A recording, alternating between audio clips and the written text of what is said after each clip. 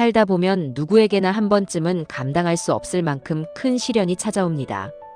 마치 먹구름이 하늘을 가득 덮듯 어둠이 마음을 뒤덮는 그런 순간 말입니다.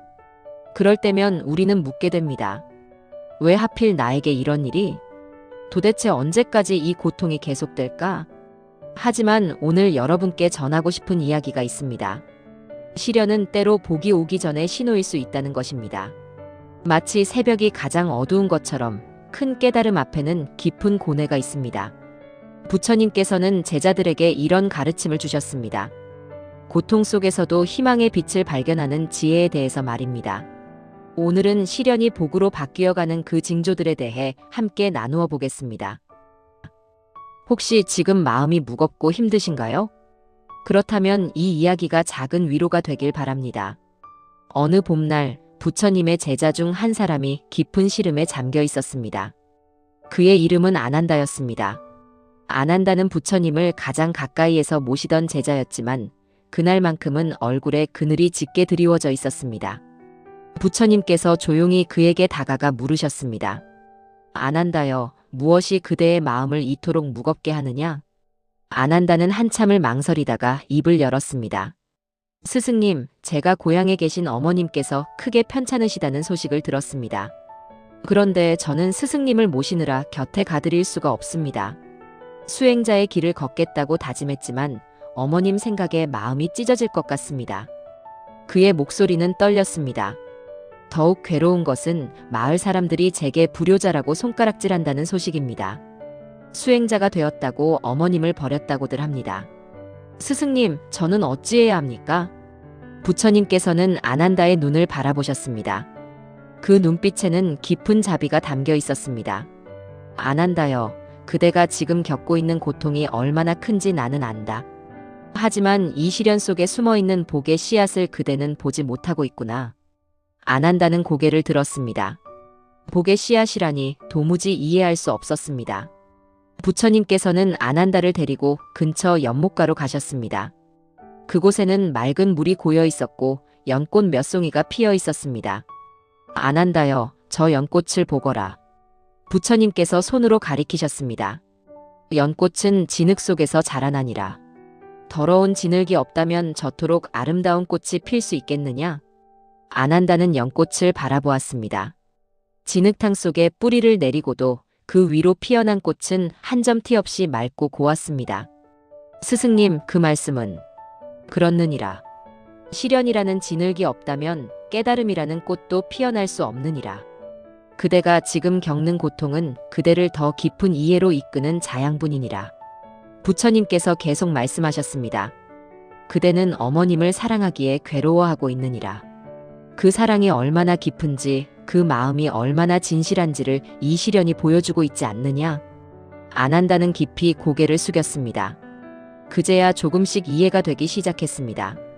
더욱이 사람들이 그대를 불효자라 손가락질한다 하였느냐? 그것 또한 복의 징조니라. 어찌 그것이 복의 징조이옵니까? 아난다가 놀라 물었습니다. 부처님께서 잔잔히 미소 지으셨습니다. 사람들의 비난은 그대의 업을 닦아내는 것이니라.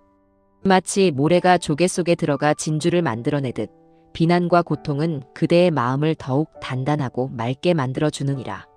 며칠 후 부처님께서는 제자들을 모아놓고 말씀하셨습니다. 제자들이여, 너희들은 저 산속의 나무들을 보았느냐? 제자들이 고개를 끄덕였습니다. 산꼭대기에 서 있는 나무들은 늘 거센 바람을 맞느니라. 태풍이 불면 가장 먼저 흔들리고 눈보라가 치면 가장 먼저 얼어붙느니라. 한 젊은 제자가 물었습니다. 스승님, 그렇다면 그 나무들은 불쌍한 것이 아니옵니까? 부처님께서 고개를 저으셨습니다. 아니니라. 그 나무들은 가장 복된 나무들이니라.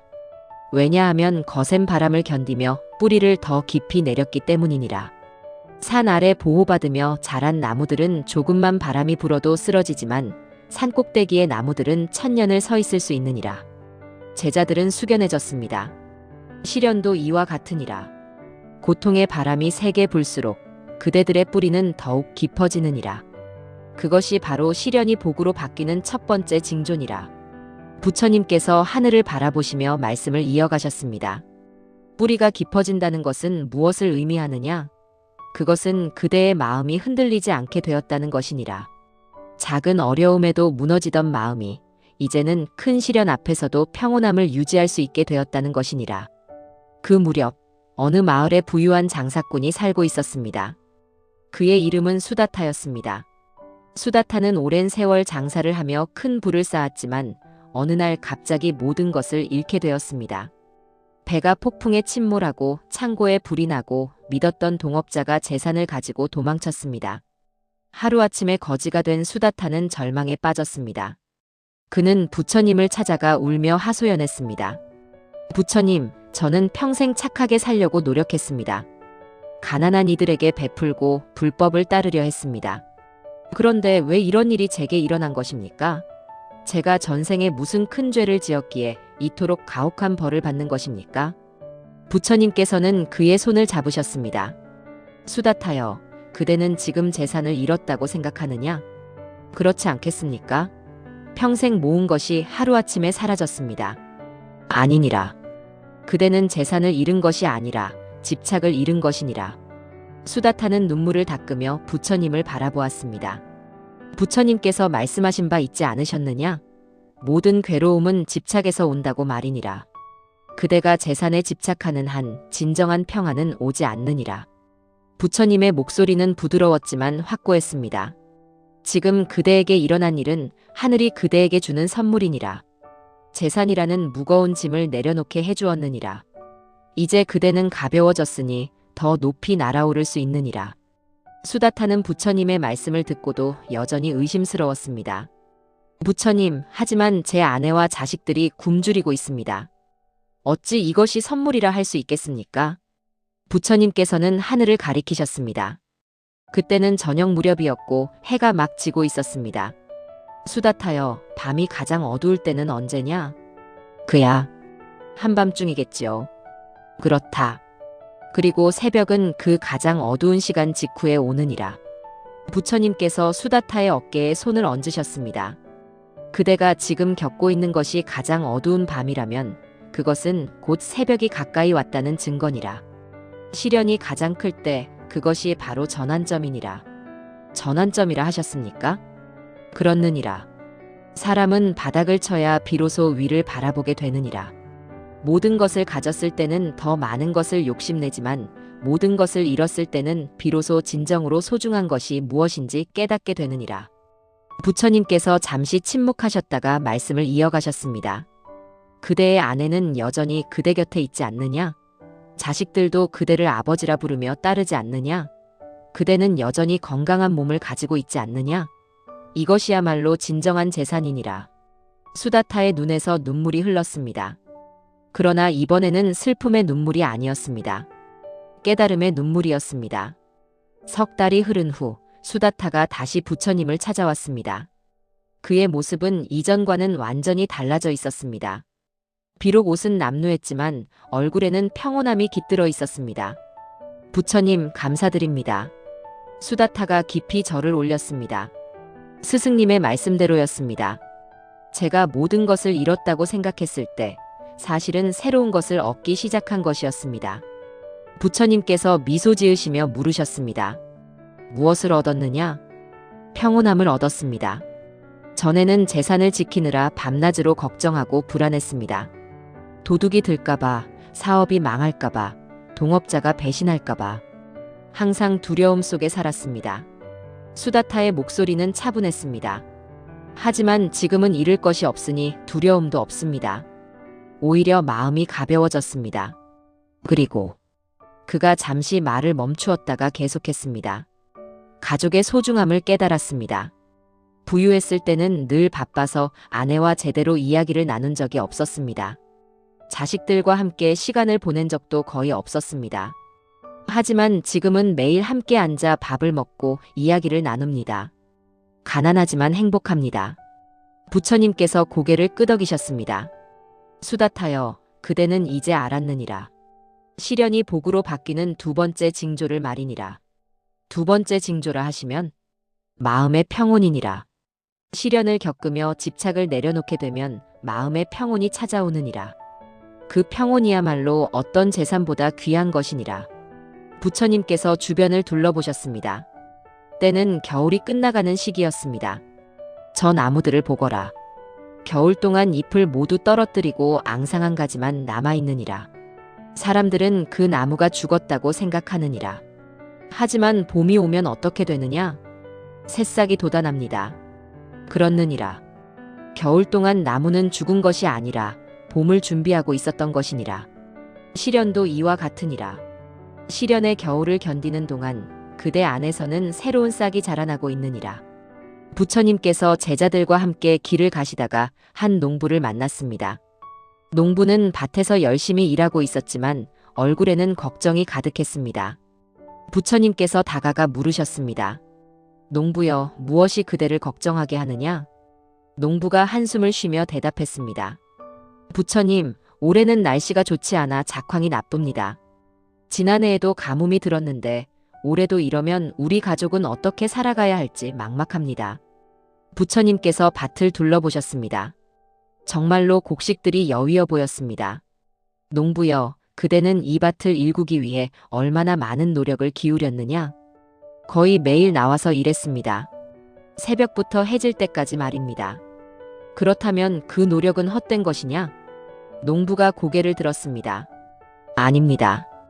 비록 수확이 적더라도 전혀 일하지 않은 것보다는 낫습니다. 부처님께서 미소 지으셨습니다.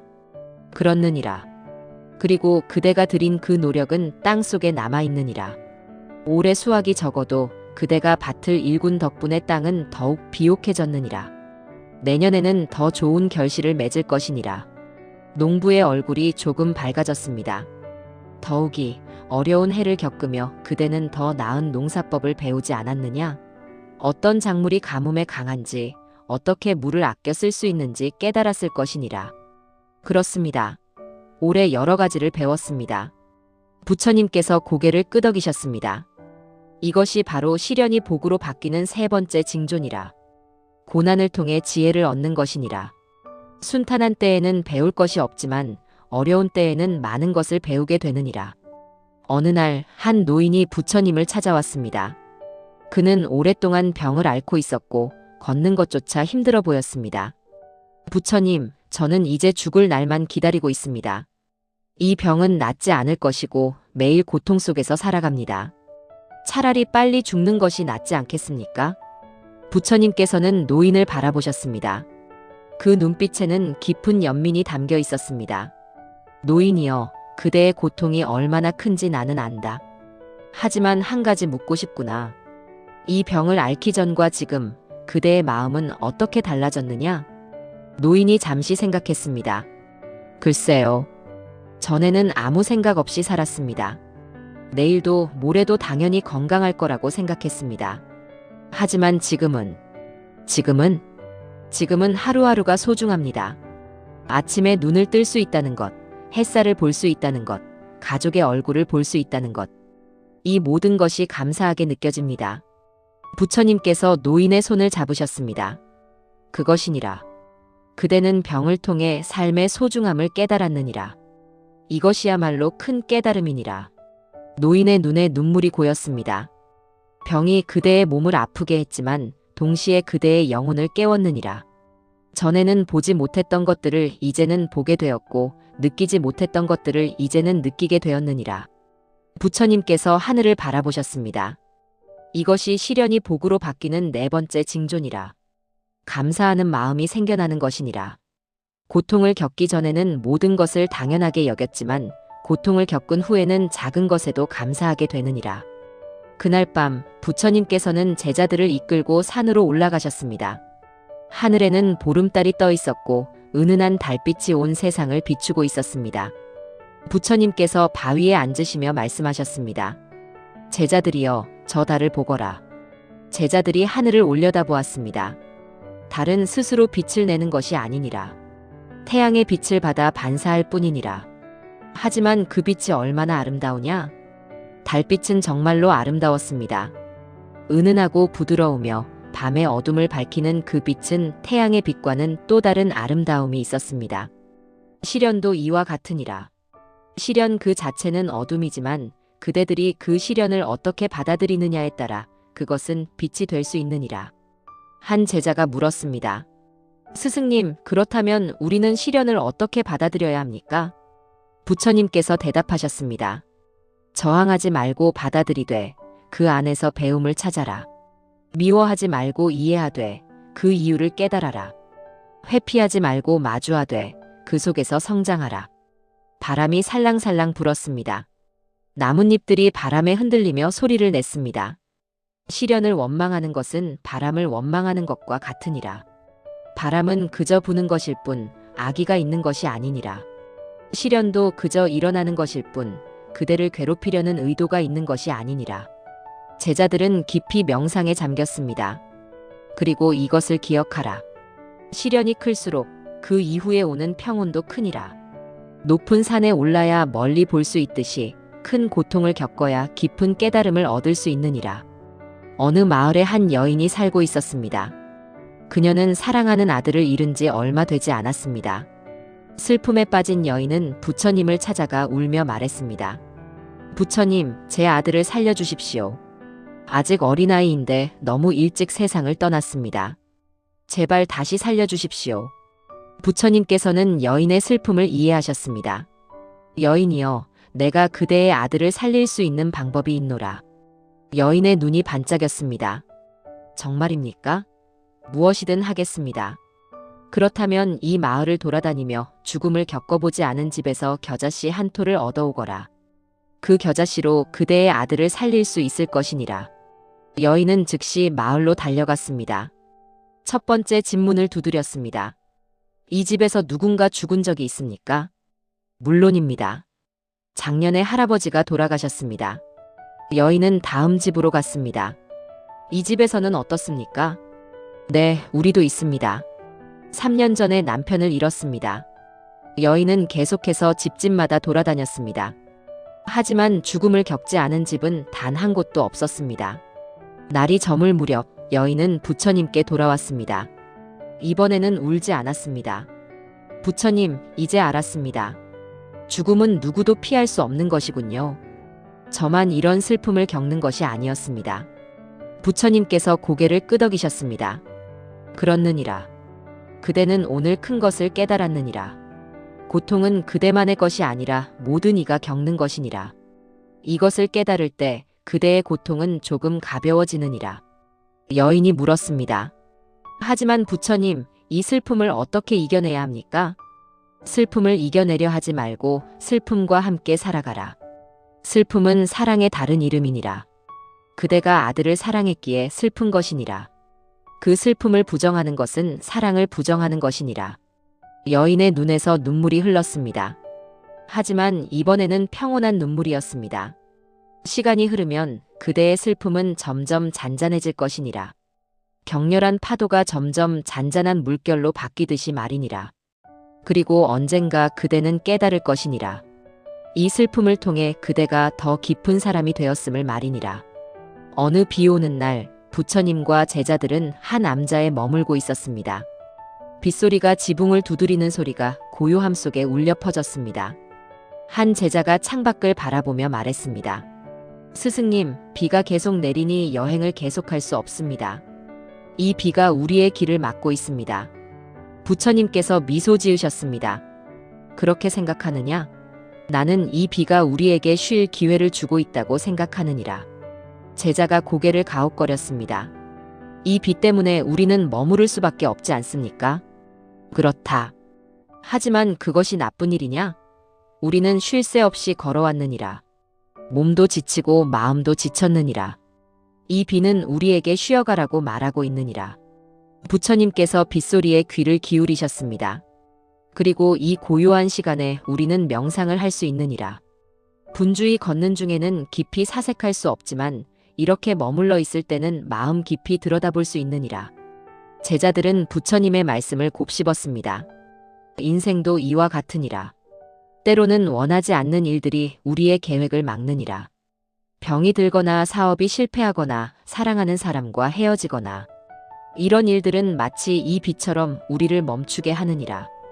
부처님께서 제자들을 둘러보셨습니다. 하지만 그것은 방해가 아니라 기회니라. 쉬어가라는 신호이고 다시 생각해보라는 신호이며 방향을 조정하라는 신호니라. 한 제자가 물었습니다. 그렇다면 스승님, 모든 시련은 사실 축복인 것입니까? 부처님께서 고개를 저으셨습니다. 시련 그 자체가 축복은 아니니라.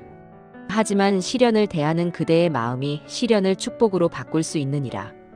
똑같은 비를 보고도 농부는 기뻐하고 여행자는 한탄하느니라. 차이는 비에 있는 것이 아니라 보는 사람의 마음에 있느니라. 다음 날 아침 비가 그치고 햇살이 비쳤습니다. 부처님께서는 제자들에게 거울 하나를 보여주셨습니다. 제자들이여, 이 거울을 보거라. 거울은 맑고 깨끗했습니다. 이 거울이 아름다운 꽃을 비추면 어떻게 되느냐? 꽃이 비칩니다. 그렇다. 그렇다면 이 거울이 더러운 것을 비추면 더러운 것이 비칩니다. 부처님께서 고개를 끄덕이셨습니다. 하지만 거울 자체는 변하지 않느니라. 꽃을 비추든 오물을 비추든 거울은 여전히 맑고 깨끗하니라. 제자들은 조용히 들었습니다. 그대들의 마음도 이 거울과 같아야 하느니라. 좋은 일이 일어나든 나쁜 일이 일어나든 마음 자체는 흔들리지 않아야 하느니라. 한 제자가 물었습니다. 그것이 가능합니까? 시련이 닥치면 어찌 마음이 흔들리지 않을 수 있겠습니까? 처음에는 어렵느니라. 하지만 수행을 통해 그리고 많은 시련을 겪으며 점점 가능해지느니라. 부처님께서 거울을 내려놓으셨습니다. 시련이 복으로 바뀌는 5번째 징조가 바로 이것이니라. 마음의 중심이 잡히는 것이니라. 시련을 겪을수록 그대의 마음은 더욱 흔들리지 않게 되느니라. 마치 폭풍을 여러 번 견딘 배처럼 시련을 여러 번 겪은 마음은 더 이상 작은 파도에 흔들리지 않느니라. 어느 날 부처님께서 대장간을 지나가시다가 멈춰 서셨습니다. 대장장이가 쇠를 달구고 두드리는 모습을 보고 계셨습니다. 저기 보거라. 부처님께서 제자들에게 가리키셨습니다. 대장장이는 쇠를 불에 넣었다가 꺼내고 망치로 두드리고 다시 불에 넣기를 반복했습니다. 저 쇠는 지금 고통받고 있느니라. 뜨거운 불에 달구어지고 망치로 두들겨 맞고 있으니 말이니라. 제자들이 고개를 끄덕였습니다. 하지만 저 고통의 과정을 거쳐야만 날카로운 칼이 될 수 있느니라. 불에 달구어지지 않은 쇠는 무르고 두들겨지지 않은 쇠는 형태를 잡을 수 없느니라. 대장장이는 계속해서 쇠를 두들겼습니다. 불꽃이 튀고 쇠 부스러기가 날렸습니다. 사람도 이와 같으니라. 시련이라는 불에 달구어지고 고통이라는 망치에 두들겨져야 비로소 쓸모있는 사람이 될 수 있느니라. 부처님께서 대장간 안으로 들어가셨습니다. 대장장이여, 좋은 칼을 만들려면 얼마나 오래 두들겨야 하느냐? 대장장이가 땀을 닦으며 대답했습니다. 부처님, 그것은 쇠의 질에 달려 있습니다. 좋은 쇠는 오래 두들겨야 하고 나쁜 쇠는 조금만 두들겨도 됩니다. 부처님께서 미소 지으셨습니다. 제자들이여, 들었느냐? 큰 그릇이 될 사람일수록 더 많은 시련을 겪느니라. 하늘이 그대에게 큰 시련을 준다면 그것은 그대가 큰 그릇이 될 사람이라는 증거니라. 한 제자가 물었습니다. 그렇다면 스승님, 시련이 클수록 좋은 것입니까? 시련을 좋아할 필요는 없느니라. 하지만 시련을 두려워할 필요도 없느니라. 시련은 그저 그대를 단련시키는 과정일 뿐이니라. 며칠 후 부처님과 제자들은 큰 강가에 앉아 있었습니다. 강물은 유유히 흘러가고 있었습니다. 제자들이여, 저 강물을 보거라. 강물은 때로는 부드럽게, 때로는 격렬하게 흘렀습니다. 바위를 만나면 소용돌이치고 평지를 만나면 잔잔하게 흘렀습니다. 강물은 바위를 원망하지 않느니라. 바위를 만나면 그저 돌아가거나 넘어갈 뿐이니라. 저항하지 않고 흐를 뿐이니라. 한 제자가 물었습니다. 하지만 스승님, 우리 인간은 강물이 아닙니다. 어떻게 저항하지 않고 받아들일 수 있겠습니까? 부처님께서 강물에 손을 담그셨습니다. 저항한다는 것은 무엇이냐? 일어난 일을 부정하고 현실을 거부하는 것이니라. 하지만 이미 일어난 일을 아무리 부정해도 바뀌지 않느니라. 그렇다면 우리는 그저 순응만 해야 합니까? 아니니라. 받아들이되 순응하지는 말라. 강물을 보거라. 강물은 바위를 받아들이지만 그 바위에 머물러 있지는 않느니라. 계속 흐르며 자신의 길을 찾아가느니라. 부처님께서 말씀을 이어가셨습니다. 시련도 이와 같으니라. 시련을 부정하지 말고 받아들이되 시련에 갇혀있지는 말라. 시련을 인정하고 통과해 나아가라. 그리고 이것을 기억하라. 저 강물은 결국 바다에 이르느니라. 아무리 많은 바위를 만나고 아무리 많이 돌아가도 결국에는 바다에 도달하느니라. 제자들의 얼굴이 밝아졌습니다. 그대들의 인생도 그러하니라. 아무리 많은 시련을 겪어도 결국에는 깨달음이라는 바다에 이를 것이니라. 그 여정을 믿고 계속 나아가라. 봄이 왔습니다. 부처님께서는 제자들과 함께 밭을 걷고 계셨습니다. 농부들이 씨를 뿌리고 있었습니다. 제자들이여, 저 씨앗을 보거라. 작은 씨앗들이 땅속으로 들어가고 있었습니다. 저 씨앗은 지금 어둠 속에 갇혔느니라. 따뜻한 햇빛도 볼 수 없고 자유롭게 바람을 쐴 수도 없느니라. 땅속에 묻혀 어둡고 답답한 곳에 있느니라. 한 제자가 물었습니다. 그것은 씨앗에게 시련이 아닙니까? 그렇느니라. 큰 시련이니라. 하지만 그 시련이 없다면 씨앗은 영원히 씨앗으로 남을 것이니라.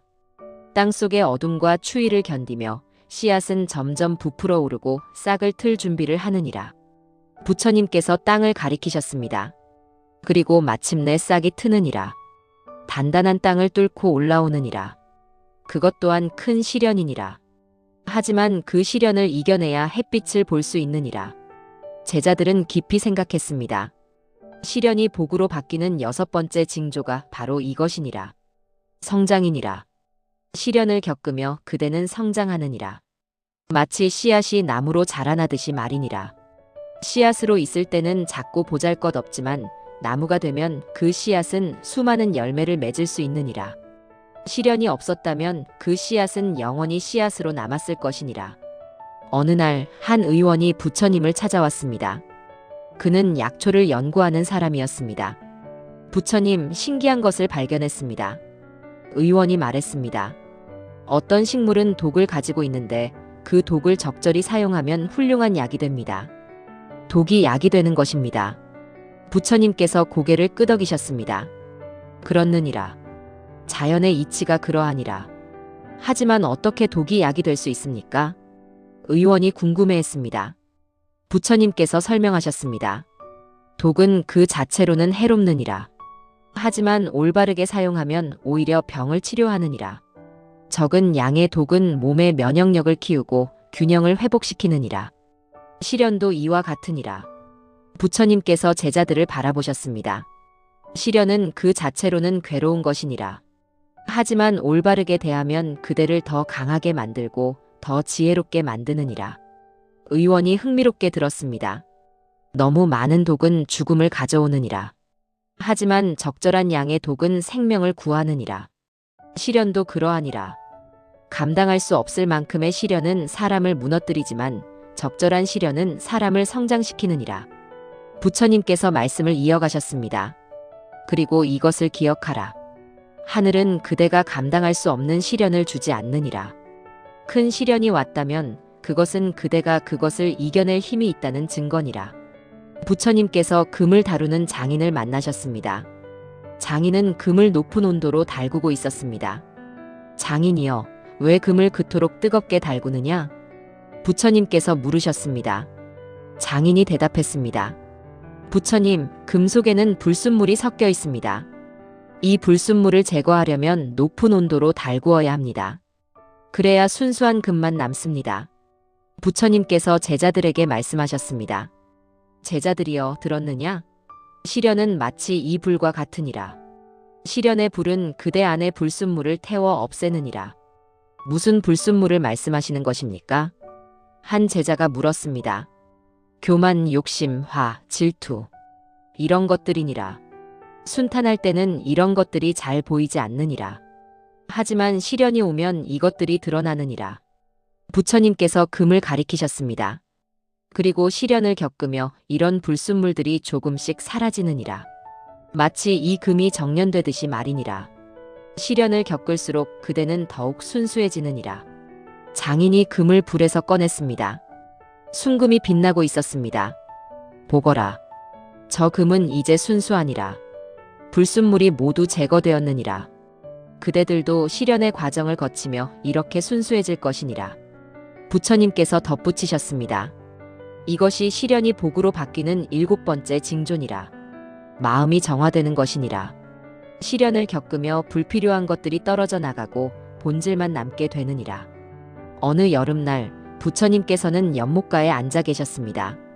연못에는 아름다운 연꽃들이 피어 있었습니다. 제자들도 함께 있었습니다. 제자들이여, 연꽃만큼 시련과 복의 관계를 잘 보여주는 것도 없느니라.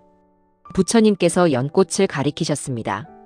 연꽃은 진흙 속에서 자라나느니라. 더럽고 탁한 진흙 말이니라. 만약 연꽃이 진흙을 싫어하고 거부한다면 어떻게 되었겠느냐?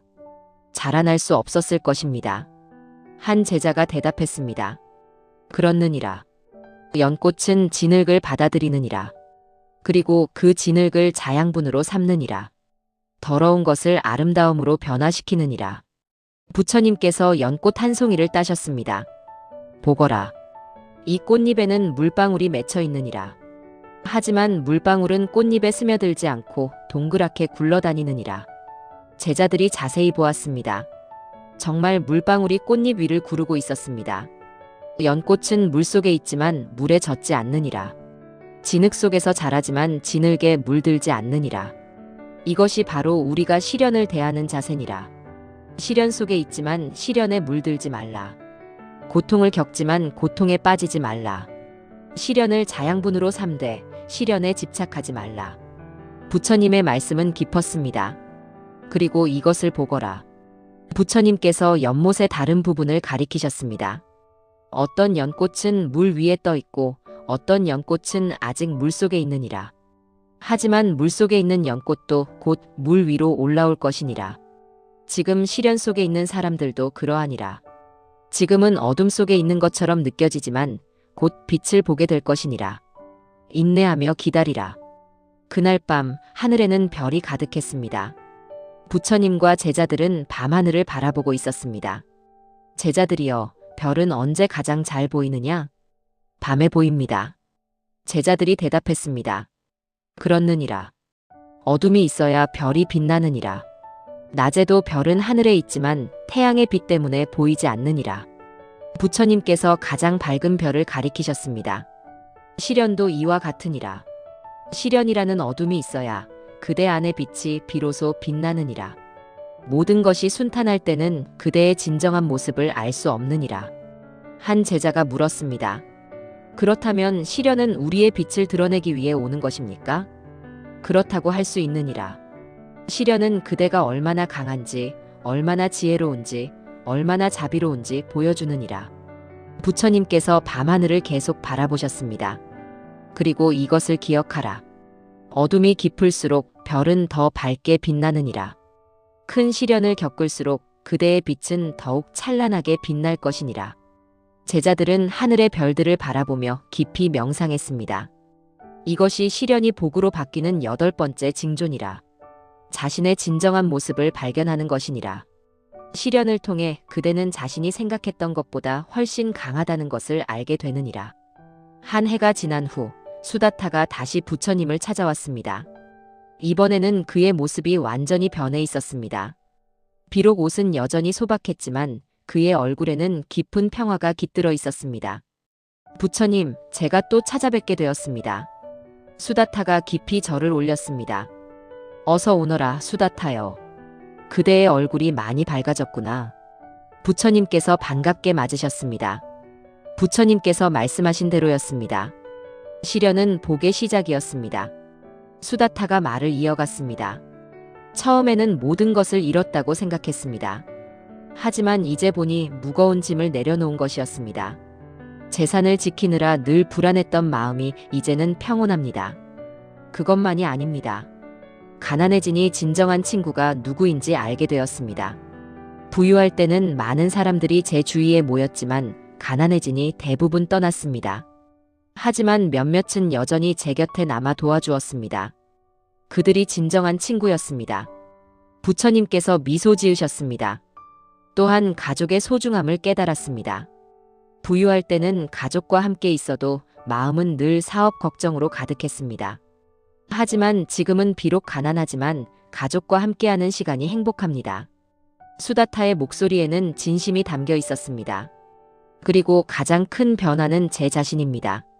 전에는 늘 더 많은 것을 원했습니다. 만족할 줄 몰랐습니다. 하지만 지금은 작은 것에도 감사할 줄 알게 되었습니다. 아침에 먹는 소박한 밥 한 그릇이 얼마나 귀한지, 가족의 미소가 얼마나 아름다운지 이제야 알게 되었습니다. 부처님께서 수다타의 손을 잡으셨습니다. 수다타여, 그대는 진정으로 부유해졌느니라. 재산은 잃었지만 지혜를 얻었고 물질은 잃었지만 평화를 얻었느니라.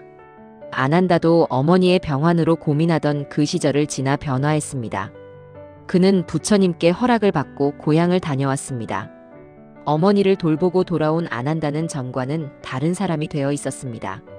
스승님, 제가 고향에 다녀왔습니다. 아난다가 부처님께 말씀드렸습니다. 어머님은 어떠하시더냐? 많이 편찮으셨지만 제가 곁에서 돌봐드리니 조금씩 나아지셨습니다. 그리고 아난다가 잠시 말을 멈추었다가 계속했습니다. 어머님께서 제게 말씀하셨습니다.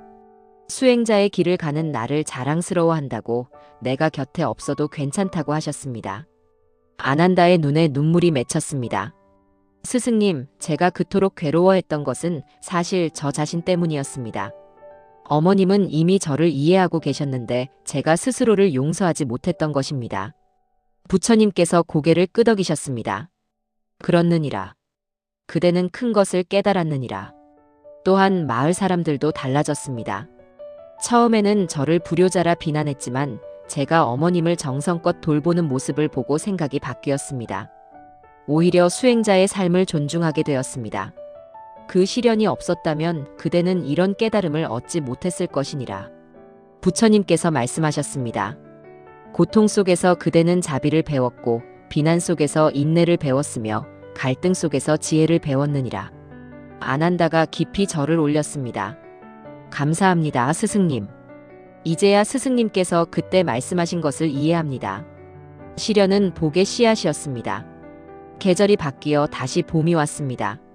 부처님께서는 제자들과 함께 산책을 하고 계셨습니다. 온 세상이 새로운 생명으로 가득했습니다. 꽃이 피고 새가 노래하고 나무에 새싹이 돋았습니다. 제자들이여, 계절의 순환을 보거라. 부처님께서 주위를 둘러보시며 말씀하셨습니다. 겨울이 지나면 반드시 봄이 오느니라. 이것은 자연의 법칙이니라. 아무리 추운 겨울이라도 영원히 계속되지는 않느니라. 한 제자가 물었습니다. 그렇다면 시련도 반드시 끝이 있다는 말씀이십니까? 그렇느니라. 모든 것은 변화하느니라. 고통도 변하고 즐거움도 변하느니라. 영원한 것은 없느니라. 부처님께서 피어나는 꽃을 가리키셨습니다. 하지만 중요한 것은 단순히 봄이 온다는 사실이 아니니라. 겨울을 겪지 않으면 봄의 소중함을 알 수 없느니라. 제자들이 고개를 끄덕였습니다. 추운 겨울을 견딘 식물들이 더욱 아름답게 꽃을 피우느니라. 시련을 겪은 사람들도 더욱 깊은 기쁨을 느낄 수 있느니라. 바람이 불어와 꽃잎을 흔들었습니다. 그리고 이것을 기억하라. 봄이 온 후에는 여름이 오고 여름 후에는 가을이 오고 가을 후에는 다시 겨울이 오느니라. 인생도 이와 같으니라. 좋은 시기도 있고 어려운 시기도 있느니라. 하지만 두려워하지 말라. 그대가 한번 겨울을 견뎌냈다면 다음 겨울도 견딜 수 있느니라. 그대는 더욱 강해졌으니 말이니라. 어느 날 부처님께서 나무 아래에서 쉬고 계셨습니다. 그때 한 나비가 날아와 부처님의 손에 앉았습니다. 제자들이 신기하게 바라보았습니다. 제자들이여, 이 나비를 보거라. 부처님께서 나비를 가만히 바라보셨습니다. 이 나비는 처음부터 나비였느냐? 아닙니다. 처음에는 애벌레였습니다. 한 제자가 대답했습니다. 그렇느니라. 그리고 애벌레에서 나비가 되기 위해 무엇을 거쳐야 하느냐? 번데기 과정을 거쳐야 합니다. 그렇느니라. 번데기 속에서 애벌레는 완전히 변화하느니라. 그 과정은 매우 힘들고 고통스러우니라. 부처님께서 나비를 날려보내시며 말씀하셨습니다. 만약 누군가 그 과정이 고통스러워 보인다고 번데기를 찢어서 애벌레를 꺼낸다면 어떻게 되겠느냐? 애벌레는 나비가 되지 못하고 죽을 것입니다. 그렇느니라. 변화의 고통은 필요한 것이니라. 그 고통을 겪어야만 아름다운 나비가 될 수 있느니라. 제자들은 날아가는 나비를 바라보았습니다. 사람도 이와 같으니라. 시련이라는 번데기 과정을 거쳐야 비로소 새로운 존재로 거듭날 수 있느니라. 그 과정을 피하려 한다면 결코 성장할 수 없느니라. 이것이 시련이 복으로 바뀌는 9번째 징조니라. 변화와 성장이니라. 시련을 겪으며 그대는 이전과는 완전히 다른 사람이 되느니라. 마을에 깊은 우물이 하나 있었습니다. 어느 날 부처님께서 그 우물가에 서 계셨습니다. 제자들도 함께 있었습니다. 제자들이여, 이 우물은 얼마나 깊으냐? 부처님께서 물으셨습니다. 한 제자가 우물을 들여다보았습니다. 매우 깊습니다, 스승님. 바닥이 보이지 않습니다. 그렇느니라. 이 우물을 파는데 얼마나 오랜 시간이 걸렸겠느냐? 아마 여러 해가 걸렸을 것입니다. 부처님께서 고개를 끄덕이셨습니다. 이 우물을 파는 사람은 땅을 파면서 수많은 돌과 바위를 만났을 것이니라. 포기하고 싶은 순간도 많았을 것이니라. 하지만 그가 계속 팠기에 이렇게 깊은 우물이 생겼느니라. 그리고 이 우물의 물은 마르지 않느니라. 얕은 우물은 쉽게 마르지만 깊은 우물은 늘 물이 가득하니라. 제자들이 이해했다는 듯 고개를 끄덕였습니다. 사람의 마음도 이와 같으니라. 시련을 겪으며 마음은 점점 깊어지느니라. 깊은 마음은 쉽게 흔들리지 않고 쉽게 마르지 않느니라. 부처님께서 우물에서 물을 한 바가지 떠올리셨습니다. 이 물은 얼마나 맑으냐? 제자들이 물을 보았습니다. 정말로 맑고 깨끗했습니다. 깊은 우물의 물은 맑으니라. 얕은 우물의 물은 쉽게 흐려지지만 깊은 우물의 물은 항상 맑으니라. 시련을 겪어 깊어진 마음도 이와 같으니라. 작은 일에 흔들리지 않고 항상 맑음을 유지하느니라. 세월이 흘러 부처님의 나이도 많아지셨습니다. 어느 날 저녁 부처님께서는 제자들을 모두 모으셨습니다. 석양이 지고 있었고 하늘은 아름답게 물들어 있었습니다. 제자들이여, 오늘 나는 그대들에게 시련과 복에 대해 마지막으로 이야기하고자 하느니라. 제자들은 숙연히 자리에 앉았습니다. 그대들은 이제 많은 것을 배웠느니라. 시련이 어떻게 복으로 바뀌는지, 그 징조가 무엇인지 알게 되었느니라. 부처님께서 제자들을 한 명 한 명 바라보셨습니다. 하지만 가장 중요한 것을 말하지 않았구나. 제자들이 귀를 기울였습니다. 시련이 복으로 바뀌는 가장 큰 징조는 무엇이냐? 그것은 바로 자비심이 깊어지는 것이니라. 부처님의 목소리는 부드러웠지만 힘이 있었습니다. 고통을 겪어본 사람만이 다른 사람의 고통을 진정으로 이해할 수 있느니라. 시련을 경험한 사람만이 시련 속에 있는 이를 진심으로 도울 수 있느니라. 한 제자가 눈물을 닦았습니다. 그대가 가난을 경험했다면 가난한 이의 마음을 알 수 있느니라. 그대가 병을 알았다면 병든 이의 고통을 이해할 수 있느니라. 그대가 상실을 겪었다면 상실한 이의 슬픔에 공감할 수 있느니라. 부처님께서 하늘을 바라보셨습니다. 이것이야말로 시련의 가장 큰 선물이니라. 시련은 그대를 더 자비롭고 더 이해심 많고 더 사랑하는 사람으로 만들어주느니라. 세상에는 고통받는 이들이 많으니라. 그대가 시련을 통해 얻은 지혜와 자비로 그들을 도와라. 그것이 그대의 시련이 진정으로 복이 되는 순간이니라.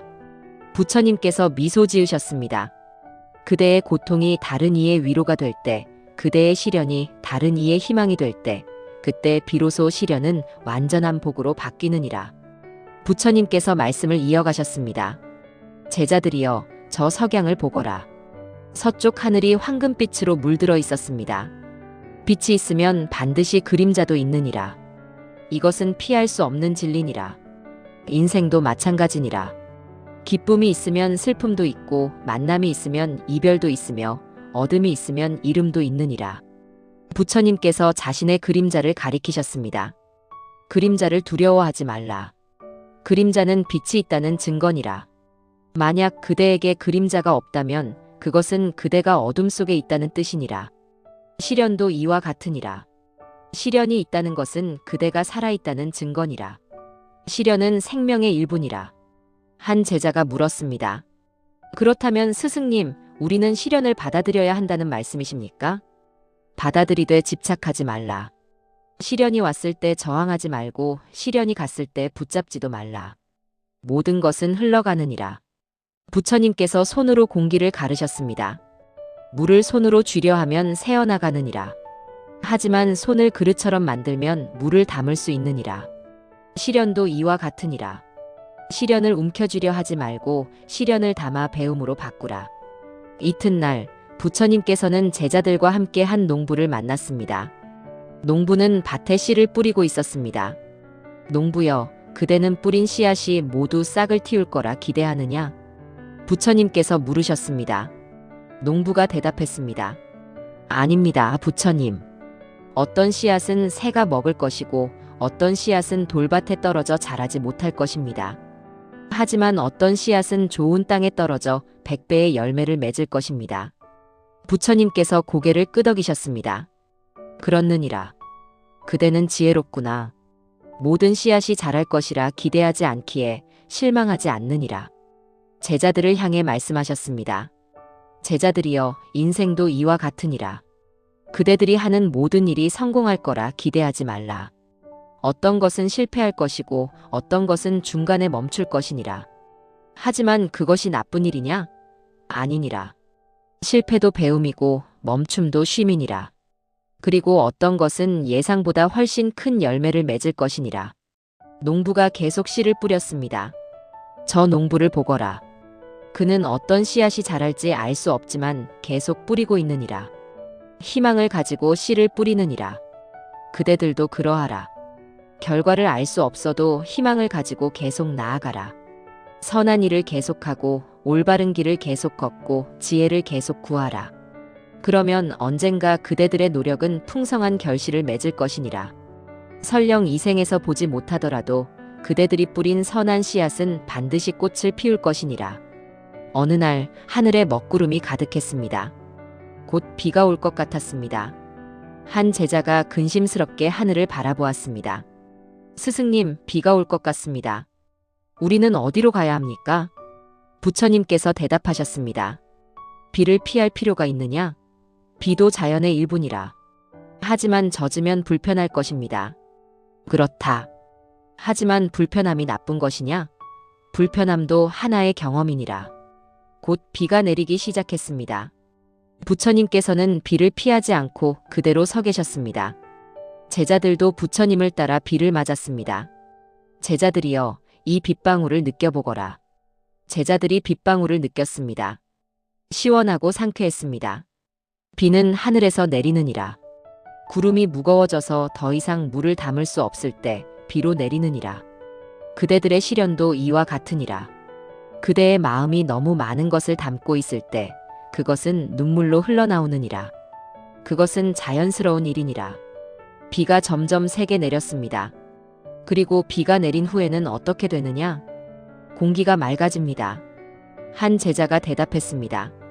그렇느니라. 비는 공기를 씻어내느니라. 먼지와 오염을 씻어내고 모든 것을 맑게 만드느니라. 시련도 이와 같으니라. 시련은 그대의 마음을 씻어내느니라. 쌓여있던 오래된 상처, 묵은 원망, 깊은 두려움, 이런 것들을 씻어내느니라. 비가 그치고 햇살이 나왔습니다. 하늘에 무지개가 떴습니다. 보거라. 비가 온 후에는 무지개가 뜨느니라. 시련 후에도 이와 같으니라. 고통을 겪은 후에는 아름다운 것이 찾아오느니라. 한 음악가가 부처님을 찾아왔습니다. 그는 거문고를 들고 있었습니다. 부처님, 저는 평생 음악을 공부했지만 아직도 완벽한 소리를 내지 못합니다. 연습할수록 더 어려워지는 것 같습니다. 음악가는 좌절한 모습이었습니다. 부처님께서 거문고를 보셨습니다. 그대의 거문고 줄은 얼마나 팽팽하냐? 저는 최고의 소리를 내기 위해 항상 줄을 최대한 팽팽하게 맸습니다. 그렇다면 한번 연주해 보거라. 음악가가 거문고를 연주했습니다. 소리는 날카롭고 긴장되어 있었습니다. 이제 줄을 조금 느슨하게 해보거라. 음악가는 의아했지만 부처님의 말씀대로 줄을 느슨하게 했습니다. 그리고 다시 연주했습니다. 이번에는 소리가 훨씬 부드럽고 아름다웠습니다. 이것을 보거라. 줄이 너무 팽팽하면 끊어지고 너무 느슨하면 소리가 나지 않느니라. 적절한 긴장이 아름다운 소리를 만드느니라. 음악가가 깨달았다는 표정을 지었습니다. 인생도 이와 같으니라. 너무 긴장하면 부러지고 너무 느슨하면 나태해지느니라. 적절한 균형이 필요하니라. 시련도 마찬가지니라. 적절한 시련은 그대를 성장시키지만 과도한 시련은 그대를 부서뜨릴 수 있느니라. 그러므로 그대 자신을 너무 몰아붙이지 말라. 음악가가 물었습니다. 그렇다면 어떻게 적절한 균형을 찾을 수 있습니까? 그대의 마음에 귀를 기울이라. 그대의 마음은 알고 있느니라. 너무 힘들 때는 쉬어가라. 너무 편할 때는 조금 더 노력하라. 그렇게 균형을 찾아가는 것이니라. 부처님께서 제자들과 함께 깊은 숲을 걷고 있었습니다. 나무들이 빽빽하게 들어서 있었습니다. 제자들이여, 이 숲의 나무들을 보거라. 나무들은 모두 달랐습니다. 어떤 나무는 크고 곱게 자랐고 어떤 나무는 작고 구부러져 있었습니다. 왜 나무들이 모두 다르게 자랐느냐? 한 제자가 대답했습니다. 햇빛을 받은 정도가 다르고 물을 받은 양이 다르며 바람을 맞은 강도가 다르기 때문일 것입니다. 그렇느니라. 각각의 나무는 각자의 환경을 겪으며 자랐느니라. 그리고 그 환경이 나무의 모양을 만들었느니라. 부처님께서 구부러진 나무 하나를 가리키셨습니다. 저 나무를 보거라. 구부러져 있느니라. 아마도 어렸을 때 큰 바위나 다른 나무에 가로막혔을 것이니라. 그래서 돌아서 자랐느니라. 이 나무가 곱게 자란 나무보다 못하냐? 제자들이 고개를 저었습니다. 아닙니다. 단지 다를 뿐입니다. 그렇느니라. 이 나무는 나름대로 아름답고 나름대로 강하니라. 장애물을 피해 자라며 지혜를 배웠느니라. 부처님께서 숲 전체를 둘러보셨습니다. 사람도 이와 같으니라. 각자가 겪는 시련이 다르고 그 시련이 각자를 다르게 만드느니라. 그러므로 다른 사람과 비교하지 말라. 어떤 이는 고든 길을 걷고 어떤 이는 구부러진 길을 걷느니라. 하지만 모두가 자신만의 아름다움을 가지고 있느니라. 그대가 겪은 시련이 그대를 만들었느니라. 그 시련 덕분에 그대는 지금의 그대가 되었느니라. 그것을 자랑스럽게 여기라. 밤이 되었습니다. 부처님께서는 한 등불을 켜셨습니다. 어둠 속에서 작은 등불의 빛이 빛났습니다. 제자들이여, 이 등불이 켜지기 위해 무엇이 필요했느냐? 심지와 기름이 필요했습니다. 한 제자가 대답했습니다. 그렇다. 그리고 또 무엇이 필요하냐? 불을 붙여야 합니다. 그렇느니라. 그런데 불을 붙이는 순간 심지는 타기 시작하느니라. 심지는 자신을 태우며 빛을 내느니라. 제자들이 등불을 바라보았습니다. 이것이 바로 시련의 의미니라. 그대가 시련을 겪으며 태워질 때 그대는 빛을 내기 시작하느니라. 아픔 없이는 성장이 없고 태워짐 없이는 빛이 없느니라. 부처님께서 등불을 들어 올리셨습니다. 이 작은 등불이 어둠을 밝히듯이 시련을 겪은 그대도 다른 이들의 어둠을 밝힐 수 있느니라. 그리고 이것을 보거라. 부처님께서 다른 등불을 가져와 첫 번째 등불로 불을 붙이셨습니다. 한 등불이 다른 등불에 불을 붙여도 첫 번째 등불의 빛은 줄어들지 않느니라. 오히려 세상은 더 밝아지느니라. 그대가 시련을 통해 얻은 지혜를 다른 이와 나누어도 그대의 지혜는 줄어들지 않느니라. 오히려 세상은 더 나아지느니라. 부처님의 가르침을 듣던 마지막 밤이었습니다. 달이 밝게 떠 있었고 모든 제자들이 모여 있었습니다. 부처님께서 천천히 말씀하셨습니다. 제자들이여, 오랜 시간 함께 했구나. 그대들은 많은 것을 배웠고 많이 성장했느니라. 제자들의 눈에 눈물이 맺혔습니다. 내가 마지막으로 당부하고 싶은 것이 있느니라. 모두가 숨을 죽이고 들었습니다. 시련이 왔을 때 그것을 원망하지 말라. 시련은 그대의 적이 아니라 스승이니라. 시련은 그대에게 가르침을 주려고 오는 것이니라. 인내를 가르치고 지혜를 가르치고 자비를 가르치느니라. 부처님의 목소리는 부드러웠지만 확고했습니다. 그대들이 기억해야 할 시련이 복으로 바뀌는 10가지 징조를 다시 한번 말하겠느니라. 첫째, 뿌리가 깊어지는 것이니라. 시련을 겪으며 그대의 마음은 더욱 단단해지느니라. 둘째, 마음의 평온이 찾아오는 것이니라. 집착을 내려놓으며 평화를 얻느니라. 셋째, 지혜를 얻는 것이니라.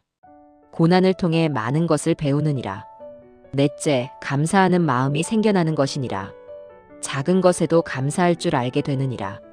다섯째, 마음의 중심이 잡히는 것이니라. 흔들리지 않는 평정심을 얻느니라. 여섯째, 성장하는 것이니라. 시련을 거치며 더 나은 사람이 되느니라. 일곱째, 마음이 정화되는 것이니라. 불필요한 것들이 사라지고 본질만 남느니라. 여덟째, 자신의 진정한 모습을 발견하는 것이니라. 어려움 속에서 자신의 진정한 힘을 알게 되느니라. 아홉째, 변화하는 것이니라. 이전과는 완전히 다른 존재로 거듭나느니라. 열째, 자비심이 깊어지는 것이니라. 다른 이의 고통을 이해하고 도울 수 있게 되느니라. 부처님께서 잠시 침묵하셨다가 말씀하셨습니다. 이 모든 징조들이 나타났을 때 그대는 알게 될 것이니라. 시련이 이미 복으로 바뀌었음을 말이니라. 부처님께서 마지막 말씀을 하셨습니다. 제자들이여, 그리고 이 가르침을 듣는 모든 이들이여. 인생은 때로 가혹하게 느껴질 수 있느니라. 이해할 수 없는 고통이 찾아오고 견딜 수 없는 시련이 닥칠 수 있느니라. 하지만 이것을 기억하라. 하늘은 그대를 버리지 않았느니라. 시련은 벌이 아니라 선물이니라. 지금 이 순간 고통 속에 있다면 그것은 곧 큰 변화가 다가오고 있다는 신호니라. 씨앗이 땅 속에서 싹을 틔우듯이 그대도 지금 보이지 않는 곳에서 성장하고 있느니라. 참고 견디라. 인내하며 나아가라. 그러면 반드시 꽃이 필 것이니라. 부처님께서 하늘의 별을 가리키셨습니다. 저 별들처럼 그대의 빛도 곧 빛날 것이니라. 지금의 어둠은 그대의 빛을 더욱 빛나게 하기 위함이니라. 복은 멀리 있지 않느니라. 복은 이미 그대 안에 있고 이미 그대에게 오고 있느니라. 시련을 복으로 바꾸는 것은 하늘이 아니라 그대 자신이니라. 그대의 마음가짐이, 그대의 태도가, 그대의 선택이 시련을 복으로 바꾸느니라. 부처님께서 손을 모으셨습니다. 그러므로 두려워하지 말라. 희망을 잃지 말라. 계속 걸어가라. 그대의 길 끝에는 평화가 기다리고 있느니라. 그대의 고통 끝에는 깨달음이 기다리고 있느니라. 나무 아미타불 관세음보살. 모든 이들에게 평안이 깃들기를 바라며 모든 이들의 시련이 복으로 바뀌기를 기원하느니라. 부처님의 말씀이 끝나고 고요한 침묵이 흘렀습니다. 달빛이 온 세상을 부드럽게 비추었습니다. 제자들은 각자의 마음속에 부처님의 가르침을 새겼습니다. 시련은 끝이 아니라 새로운 시작이며 고통은 파괴가 아니라 변화의 과정이라는 것을, 그리고 가장 어두운 밤이 지나면 반드시 새벽이 온다는 것을 이 가르침을 듣는 모든 분들께 전합니다. 지금 여러분이 어떤 어려움 속에 있든 어떤 고통을 겪고 있든 그것은 여러분을 무너뜨리기 위한 것이 아닙니다.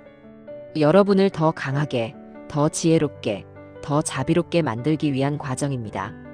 씨앗이 땅 속에서 싹을 틔우는 것처럼 여러분도 지금 보이지 않는 곳에서 성장하고 있습니다. 조금만 더 견디십시오. 조금만 더 인내하십시오. 그러면 반드시 여러분의 시련은 복으로 바뀔 것입니다. 나무 아미타불 관세음보살. 여러분 모두의 삶에 평안과 기쁨이 가득하기를 기도합니다. 감사합니다.